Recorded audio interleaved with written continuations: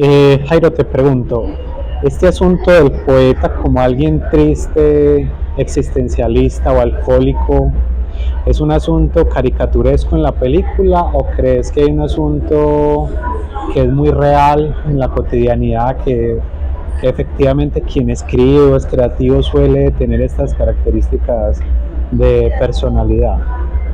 Yo creería que hay parte de cierto y hay parte que no es cierta. Es decir, hay grandes escritores, muy grandes escritores que tuvieron una vida muy dura.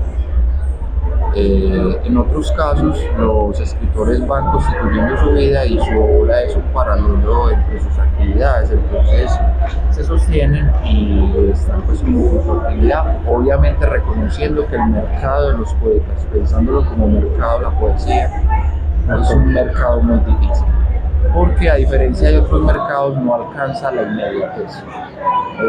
Vos vas a un... ¿Y eso es culpa de quién? Porque digamos no se logra, digamos, en la vida contemporánea reconciliar el arte y digamos la producción económica, laboral, porque son cosas que entran en conflicto, no sé si solo en la película o en la vida real, porque son cosas como que no se pueden conciliar, al menos en este pueblo colombiano, hermano. porque es un producto intangible, por decirlo así. Es decir, si bien está escrito, puede estar escrito en un libro, en un PDF y de alguna manera es tangible, el material con el que trabaja el poema es intangible.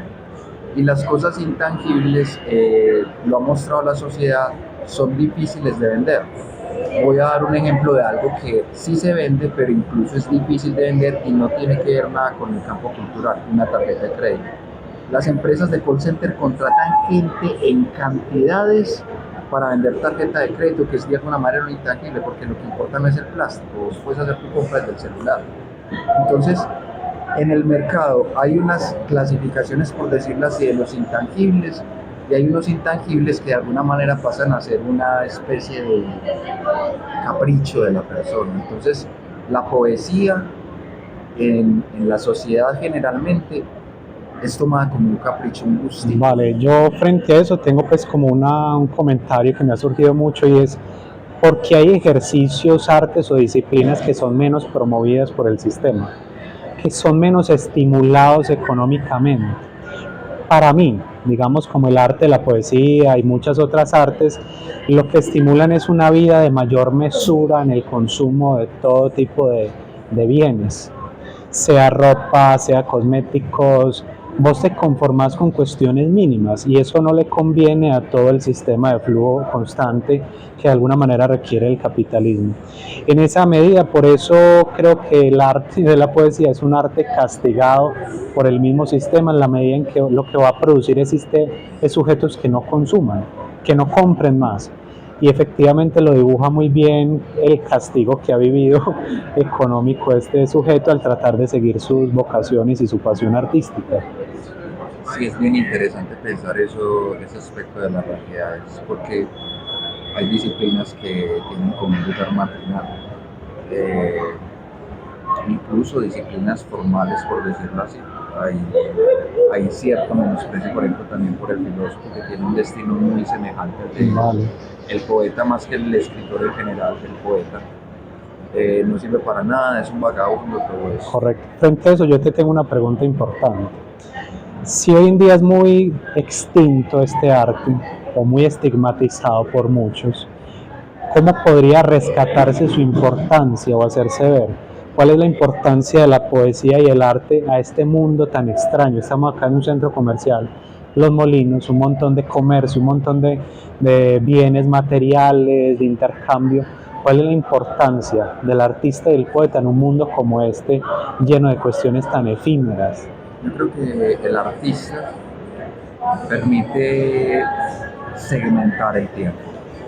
Ok, Si bien es una época de lo efímero, es una época donde se consume rápido, eso se presenta en la vida de las personas como una continuidad.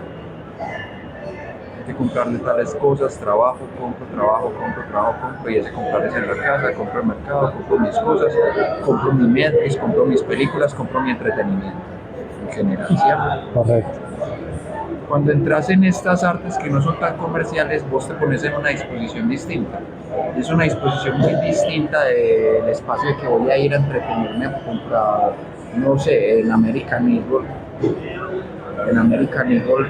alguna prenda, a esa pausa de que, bueno, estoy frente a algo que reflexiona sobre algo. La prenda no reflexiona.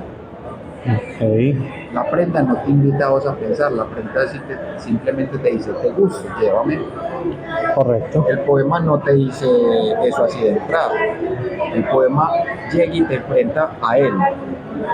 Léeme, te gusta, De alguna manera te exige una pausa, una contemplación. salirte del guión. Claro, Porque en ese momento hay otros recursos que normalmente uno no está utilizando que se van a poner al servicio de esta actividad. Y a la gente no, de hecho yo me atrevería a decir que es hasta algo lógico, pero nosotros sabiéndolo deberíamos combatirlo, por decirlo así. Lo más fácil biológicamente es lo que prefieren los organismos. Menos consumo de calorías, menos esfuerzo, tal, ya sabe cómo hacer las cosas. Lo mismo pasa con la lectura. Hace poco, de hecho, hablaba con una amiga que me decía, qué pereza leer tanto. Entonces yo vuelvo y entonces cambio la pregunta inicial. ¿Si serán las disciplinas o hay un problema de base con la lectura? vale. ¿Vos dirías que la poesía es como las verduras del alma? Que a no todo el mundo le simpatiza, pero alimenta. Pero al menos las verduras tienen mejor destino. ¿Sabes por qué? Porque es que a todos, de pronto, a todos no, a muchos les ha pasado de niño, qué pereza las sopas, deje de vivir en la casa, viva solo. Ahí sí sabe rico Ahí la sí sopa. sabe, qué rico una sopa. Las verduras, qué rico una ensalada, qué rico un brócoli. De una. Bueno, por un espacio, por más poesía y arte.